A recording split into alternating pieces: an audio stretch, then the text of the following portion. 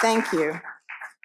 In 2022, Together Women Rise launched a new type of funding in order to address the root causes of global gender inequality. We recognize that to truly achieve gender equality, we must address the social and cultural norms, beliefs, practices, and laws that prevent women from having equal access to resources, decision-making power, and opportunity. Our transformation partnerships allows us to work in new ways with organizations that are creating broader systemic change. Equimundo is one of our first transformation partnerships. We are investing a total of $200,000 to support Equimundo's work that engages men and boys to be equal partners, assists men and boys to live out diverse, equitable, and healthy masculinities, and helps prevent gender-based violence. Gary Barker has been a global voice in engaging men and boys in advancing gender equality, gender justice, and positive masculinities for 3 decades. He is the CEO and co-founder of Equimundo Center for Masculinities and Social Justice. This was formerly Promundo US, a major contributor to international activism on male allyship in gender equality. He has coordinated Equimundo's partnerships in conflict-affected settings, including work on community-based trauma support and restorative justice in the Democratic Republic of Congo, the Balkans, the US, and Brazil. He advises the UN, the World Bank, national governments, international foundations, and corporations on strategies to engage men and boys in promoting gender equality. Welcome, Gary.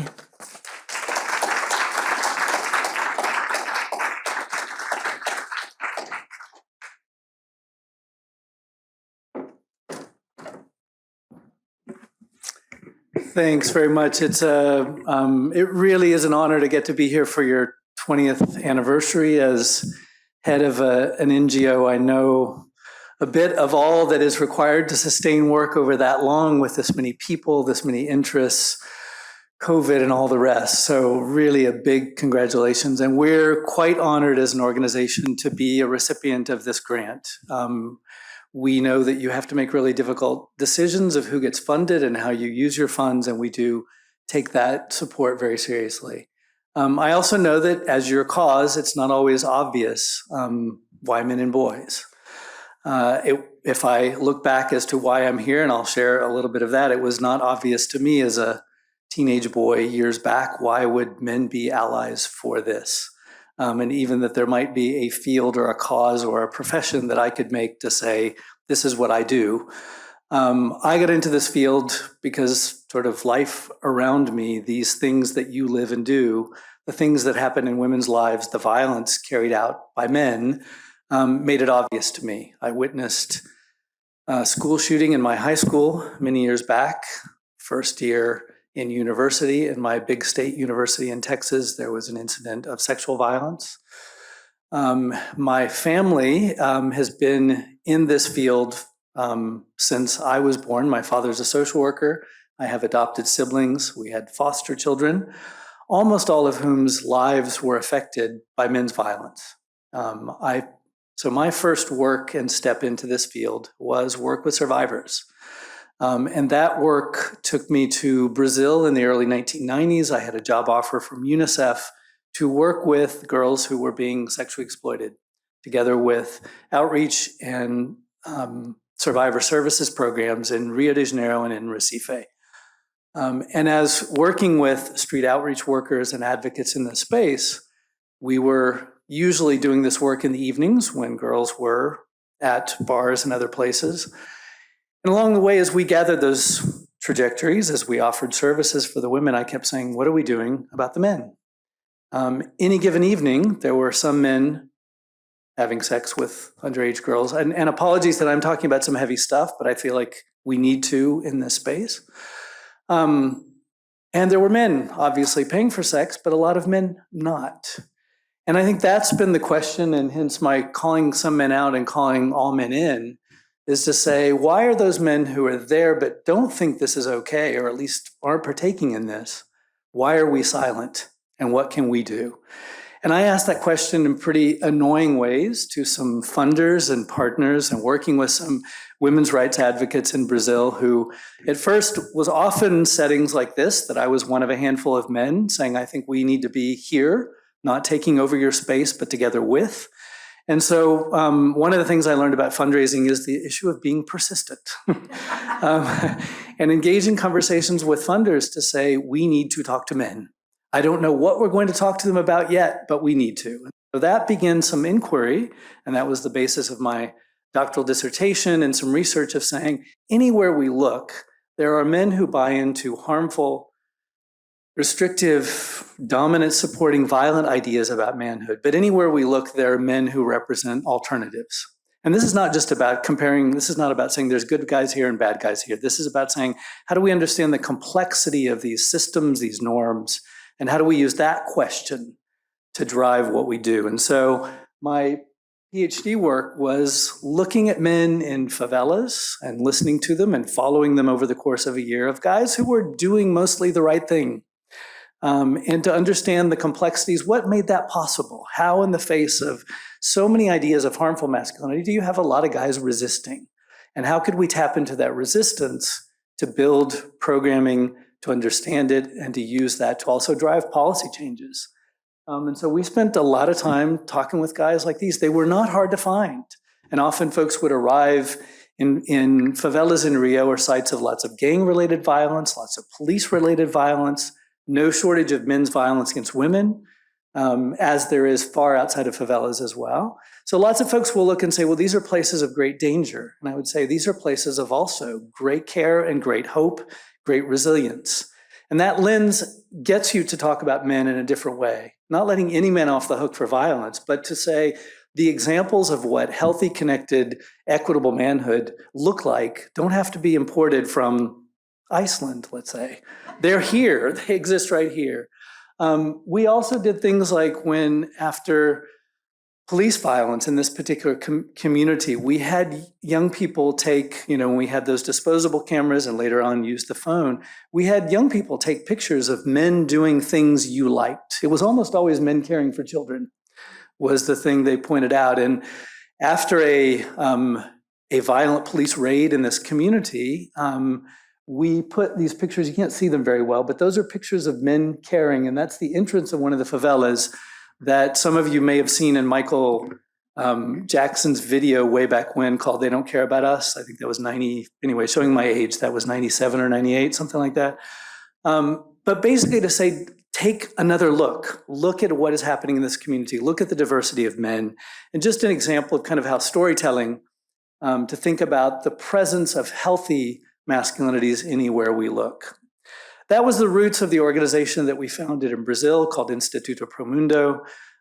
We were one of the first organizations in the Global South taking this look at how do we engage men as allies, research-focused, using that research to design program work, using and then evaluating our programmatic approaches to talk with partners about scaling up. I realize my head is sort of in front of that, isn't it? Am I okay? You can see above me there? I needed to turn around and look at that. How do we do? I should be able to say what we do here. This is what we do. We look to transform and break cycles of violence in men's lives, and we look to promote cycles of care and healthy masculinities, working with boys and men in partnership with women and girls. We do that across 3 areas, and I'll talk about the program areas as well, the approaches as well as the topics. About half of what we do is research. We think that is because we need to understand these pathways, not that we're enamored with the journal articles, the reports, et cetera, but because that's where we figure out what can work. We also think we do that as a political and ethical stance. We know that there's a limited amount of funding in the world. We think this work with men and boys needs to show its results. That is part of being accountable to the partners that we work with. We do programmatic work, and I'll share a couple of examples from that, and work with partners to look at scaling up or scaling in opportunities where these can reach even more. And then we do advocacy, and I'll share with you two of our advocacy platforms to try to get these conversations into places like the UN and national governments and corporations.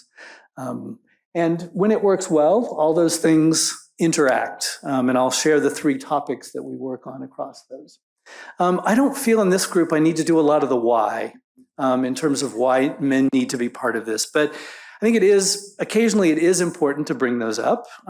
If we look at the topic of care, and I will talk a little bit about that, we know that women are doing the vast majority of care work, and we know that that is probably the single largest driver of women's lower labor force participation compared to men. We know that global figure of 77% of women's income compared to men.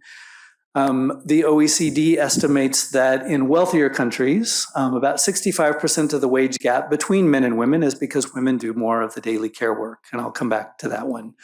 You work a lot on gender-based violence. We know globally that about a quarter of women in the world have or will experience violence from a male partner or another man. We think it is important to call that violence what it is. It is, the vast majority of that is men's violence against women, driven by power, norms around manhood, and women's disempowerment compared to men in many settings. Political participation. As much as we have pushed ahead in the world, we still have not achieved equality there. All these issues, men are involved. Holding power, not looking at their power, perhaps not aware of our power, or not wanting to be aware of our power. We're also often gatekeepers and decision makers, but we can also be allies and accomplices and partners in transforming these structures that keep women from having the full lives that you deserve. So where are we in the world on this? We've been doing this now for 2.5 decades. We started in 2008 with the International Center for Research on Women, where Ellen and I worked together for a couple of years. We started as we looked at kind of how do we take this work to scale, we didn't have global data on where men are on these issues. So together we designed a survey we call the International Men and Gender Equality Survey. That's been carried out in more than 50 countries, usually in partnership with the UN, to see where men are on these issues. There's tons of data there. It's a Saturday morning. We don't need to go into that much data, I would say. But the big picture is that there's a lot of guys already on our side. Depending on how we ask, whether it's behaviors or attitudes, there's about that number, 32, depending again on how we ask it. A lot of men on our side. What we haven't done really is there's not a lot of nationally known or internationally known or even locally known efforts that say, men, we need you to be part of this. So one is we've got to tap into that big percentage of men, reasonably okay percentage of men who might be on board and say, here's things we need you to do. The other thing that we have to be worried about today is we are going backwards. Our data, and in a few countries where we've measured this over the course of the last 10 years, men's attitudes, younger men's attitudes are going backwards. A lot of that is the power of what the feminist movement has done. Many men are now afraid of being called out. I don't think that's a bad thing in the world, that men are afraid of, we will sometimes technically call asshole behavior. I think it's not a bad thing that men are worried about being called out. But I think we've not turned that around to say, what do we want to do to call you in? And that's where I think we have to look at what we as a field can do. And that's where we step in terms of the work that we do. A lot of men also feel a sense of economic precariousness. Whether you look at a university campus that is now likely to be 60% women, 40% men, lots of young men not quite sure what a more equitable world means for them. We think we need to step into that conversation with compassion, but also with calling men into, here's what we think it can look like. Here's healthy masculinity. Here's what it can be to be a partner in equality. Sorry, I have to keep turning back that way a little bit. These are the three areas that we work in. Care equity, as I mentioned before, we're very mindful of the global data. We gather some of that as well, that women do about 3 times more care work every day compared to men. It's about an hour and a bit gap between the average amount that a woman does of unpaid care work at home compared to what men do. I will sometimes engage a group of men and say, think about that, men, because we actually usually can do math. And so if men did 50 minutes more on average compared to women, that's that one extra Netflix show that you watch per night, or that half of a football match. And women did less because our work contributed to, not got in the way. That's an important detail. That we could get to something called equality in care work. That is not a huge amount of time. That feels achievable, looking at a lot of the things that we do in the world, particularly as individual men, but what do we do to change the world around us? Because I don't think it's just individual men making decisions about that. It's also the workplaces we're in, the world that we're in.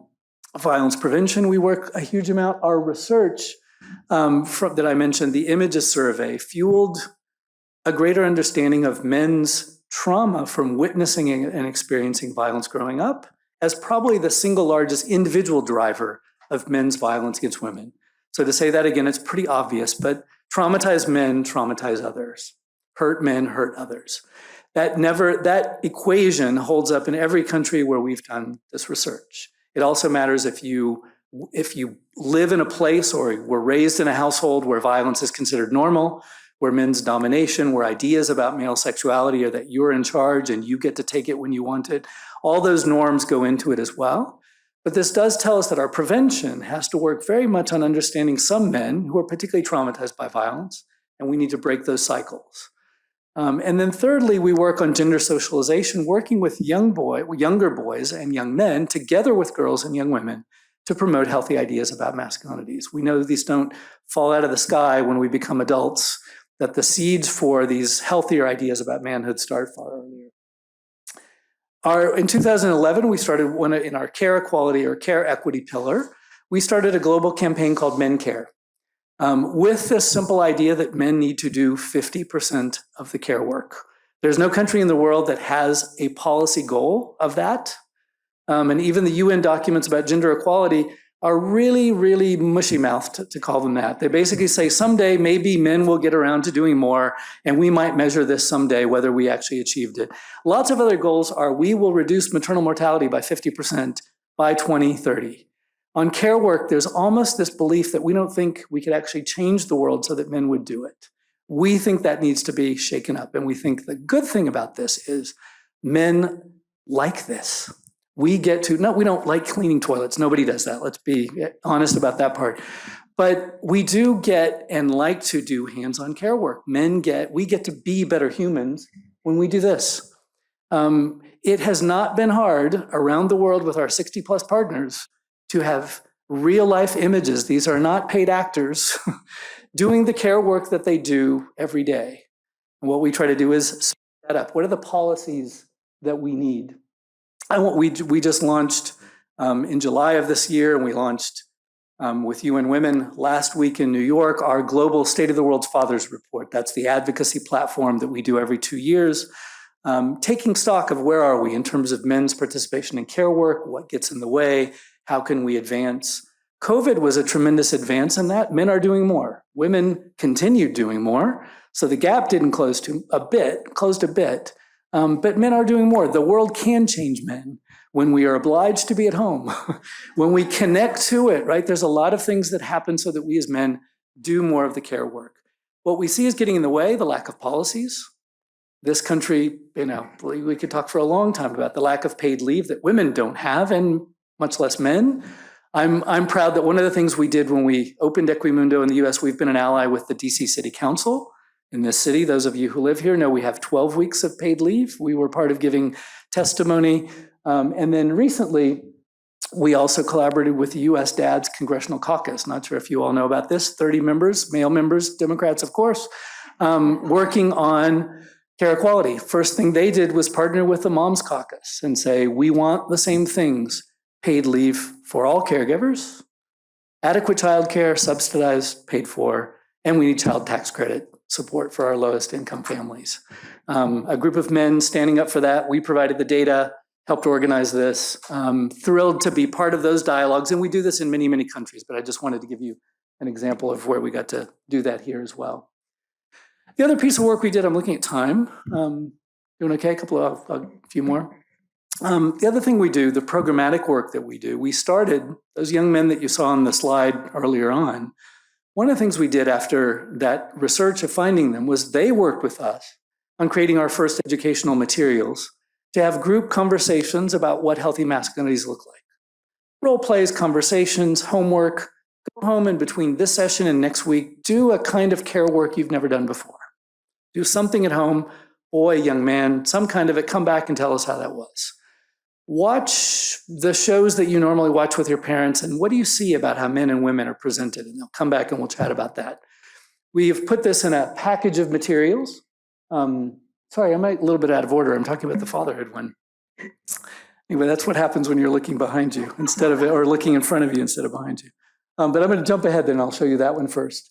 And then I'll come back to this one. We called it Program H. H in Spanish and Portuguese means Homens, men in Spanish and Portuguese. That's been used now in about 40 countries around the world. We did lots of impact evaluation of it. We've embedded it in schools. We've done it in workplaces with older men or adult men. We've done it in after-school programming. We've tested some online uses of it together with UNICEF in a couple of countries. And it has become an approach used in many parts of the world of engaging men, often in partnership with girls in the same spaces, in conversations about what healthy masculinities can look like. There's someone telling me I've got about 2 minutes. We also do this in terms of fatherhood. One of the moments that we find that men seem open to this conversation is the panic they have when we become parents for the first time. Watch a man tell you, assuming he's involved and he's connected, when he tells you, we're expecting, right? Watch that deer in the headlight moment is a fantastic moment to engage men, to go, something's about to change. I experienced this as a mostly stay-at-home father. My Brazilian partner was the breadwinner when we were doing my PhD. And she said, there's nobody around here who we know, so who is going to take care of baby when I go back to work? Because you brought me to this backwards country that has no paid leave. So I experienced that, and lots of men do. And so we step into that space with a group education module as well, mothers and fathers. We've carried out significant impact evaluation with this model in Rwanda in particular. Following 1,200 couples, half who got the intervention, half who didn't. We followed them over 6 years. Compared still afterwards, there's been a 40% reduction in violence in the intervention group, the group who participated in the workshops, compared to those couples who did not.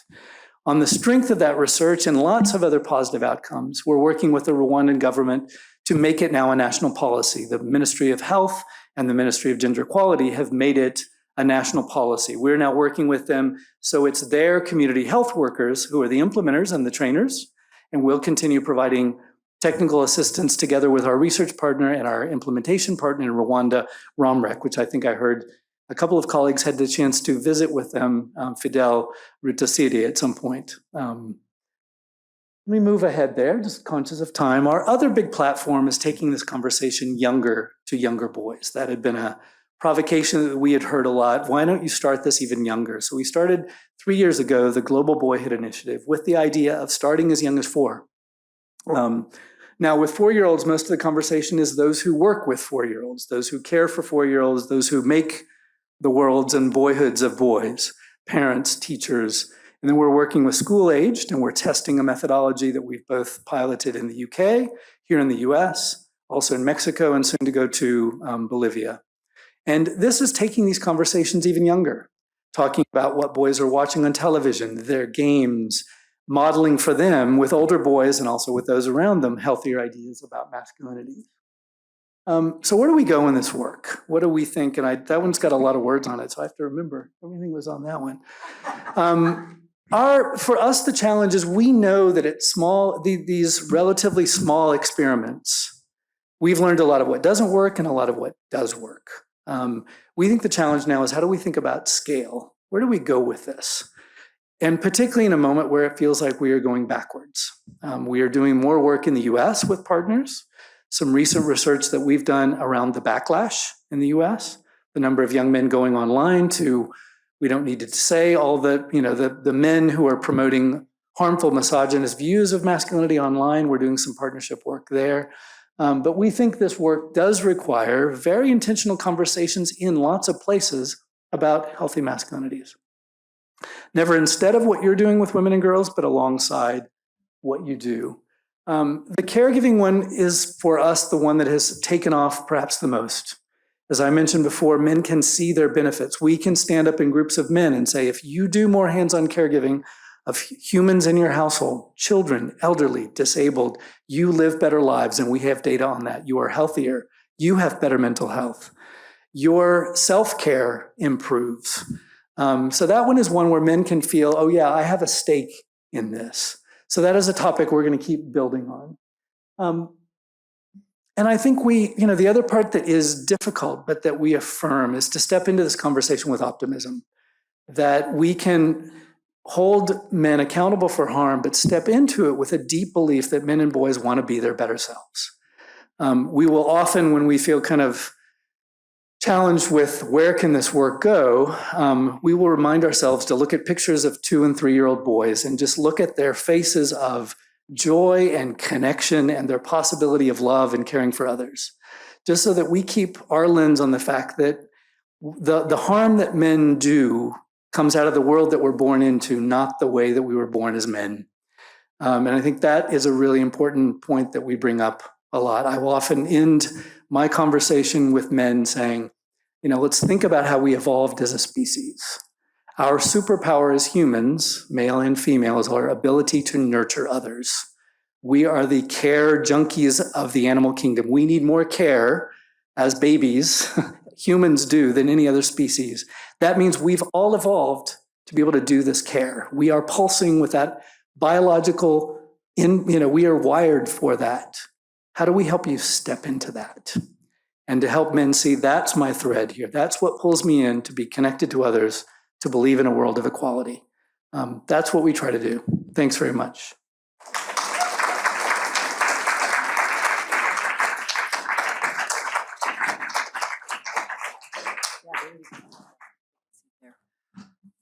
Thank you very much, Gary. I think everyone in this room can agree on the need for this kind of systemic change to really make a difference in gender equality. And to dig a little deeper into that and our transformation partnerships, which is, of course, the objective behind those grants and those partnerships, systemic change, is our CEO, Beverley and Francis-Gibson. So I'd like to invite her up to the stage for a conversation to dig a little deeper with Gary. Thank you. I think these microphones are probably...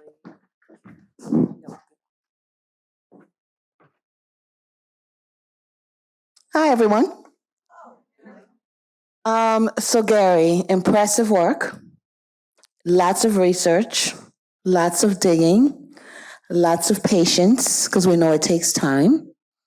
One of the questions that I had for you was, what do you see as some of the biggest obstacles your organization is still facing in achieving gender equality? Is that on? I think one of them is how do we take this work out of the small programmatic boxes, to call it that, right? The group education modules, training of health professionals, I didn't talk about other parts of the world that we do this work, but that is slow, painstaking work. It has to keep happening. But what are ways that we can take this to scale? How can we build this into policy changes at a Ministry of Health, or changes in parental leave legislation together with campaigns so that men actually take the leave if they're offered leave? So I think one is, the kind of how do we go from lots of these small experiments to what are those legal changes? Pleased to say, in Brazil, we were able to get with our advocacy and data, there's now a men's health unit that has a whole protocol for when men come into the prenatal visit, for example, assuming the female partner wants him there, made that part of a national program. That has the chance, to reach 700,000 a year compared to what we can do a few thousand a year. So I think one is to think of scale. The other is just the wave of anti-feminism that's here, that I don't have to tell you what that is looking like. That we are facing organized conservative forces that are undermining what we do, to even talk about the issues that we talk about, and you know that as well. Right? It gets called gender ideology. We are somehow destroying families and saying, well, real men shouldn't do all the things that supposedly real men are supposed to do. That political opposition, I think, means we have to do this together. And third, the sustaining of the work, which is why, the funding that you provide and others, I think all of us who are in the civil society space, funding comes and goes. It shrinks in some moments where, the waves of the So how to feel like our professionals can, know that we've got some years to experiment with this, to see where it goes. So sustaining funding is always a challenge too. I would definitely agree. I believe when the board of Together Women Rise made the decision that we would support organizations at a higher amount, the 100,000 per year for 2 years, it was also intended to be a partnership. So the premise is that we're not just providing money and walking away. We actually want to engage and be a part of the work that you're doing, the research that you're doing. And a lot of the results that you've shared with us today, I think for some of our members, there's still a struggle because some of the feedback that I get as CEO is, why is Together Women Rise doing this? Why is it important for us to be a part of this systemic grassroots change movement? What are your thoughts about that? I mean, I think one, we talk a lot about our work in male allyship with the lens of accountability, that this work must be accountable to women's rights work. And occasionally we'll think, oh, well, that's a checklist. We're accountable, and we're sort of done. And we see it as a dialogue. That is, there is work at times with men and boys that can fill up the space. And the women who had been doing this work for years didn't get that chance to get supported or to get that attention or to have that policy change, because this can look like the hot topic. We think it is important to say we're together with partners in this, and we do need to listen to moments where we might be crowding out a conversation. So I think one is to just center that conversation around accountability there all the time. We also think, we take seriously that our relationships with our funding partners is about being absolutely transparent. We welcome questions. If you hear things that feel like, oh, we heard, that kind of get distorted in this direction, is that what your work was meaning to do? We heard that, please tell us about that. We want to know. And also, we helped create, Equimundo helped create a global alliance of NGOs in this space called Men Engage. And that is now nearly 1,000 NGOs strong across the world, of NGOs working in engaging men. And the first reason we created it was this conversation about accountability. And even the language around it, we say it's not just about counting how many men come in the room, because they could come in the room and take it over. It is about how we're coming into the room and how we're present in it. So we consider that a dialogue. I think we know that there are missteps in the spaces. So we take that seriously. We want to hear from you. If there's moments you'd like to, visit any of the direct programming work, meet with our folks in DC, where we consider that, more than our day job. I am sure our members will take advantage of that. One of the things that I thought about as you were speaking, in terms of the research, and we know that you need data to raise money, to move mountains, to get people to listen sometimes. It's how is that research also helping in terms of changing some of the social norms that is perpetuated sometimes by media?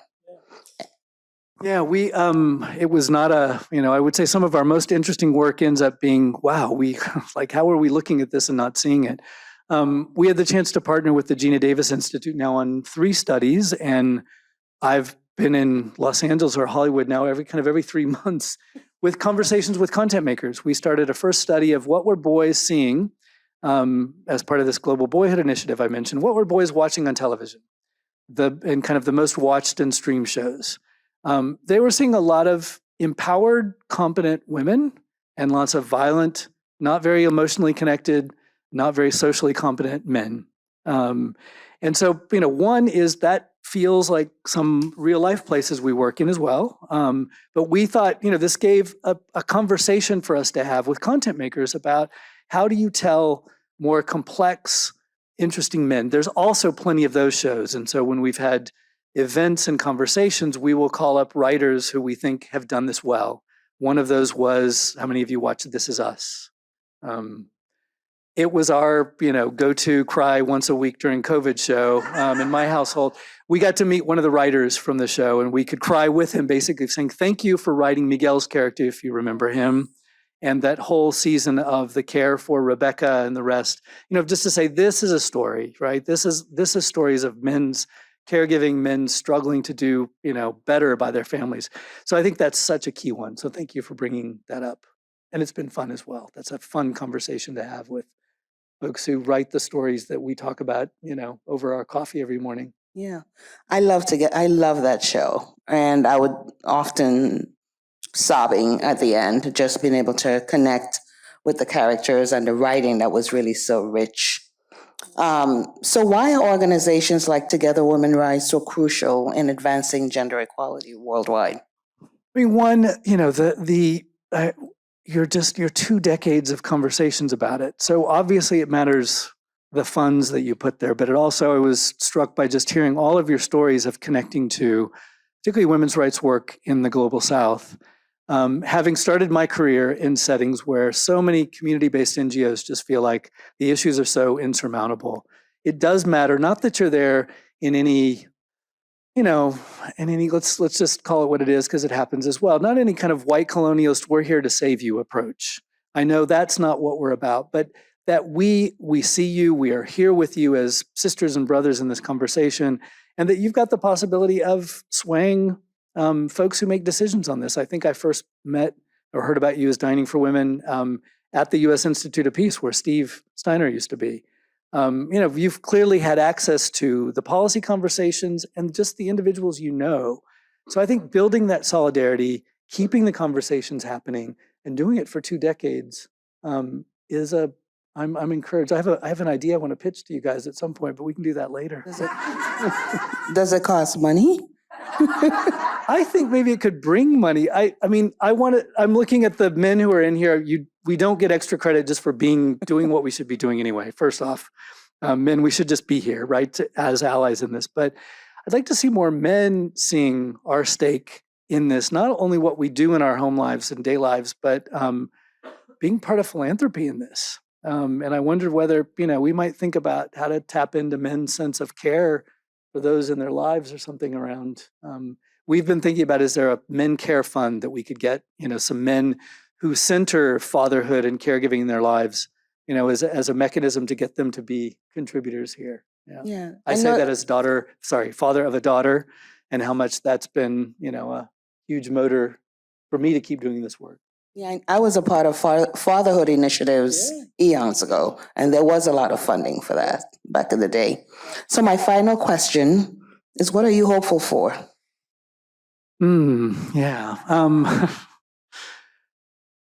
Putting aside what we're watching in the newspaper every single morning the last days, it is. And I felt helpful walking in, seeing your faces and your logo there of going, yeah, this is a place to be. So one is just the strength of this field. The women's rights field has changed global policy, national policy. We can see some of the numbers that we care about are getting better. So I think that I feel particularly, encouraged by. I have a 25-year-old daughter, and there are ways that she is allowed to be in the world because of what the women's rights movement has done. So I do feel encouraged that there is a power among maybe her generation and the Gen Zs to go, we're going to reinvent stuff. There's a few, I don't want to sound pessimistic here. There are also some Gen Z young men who are redefining what manhood can be in the world. And so I suppose that's where I don't want to write our generation off, but I am feeling particularly encouraged by, our children and what they're demanding and the stuff they won't take and where they're going to push us. Please join me. Thank you so much, Gary. This is amazing.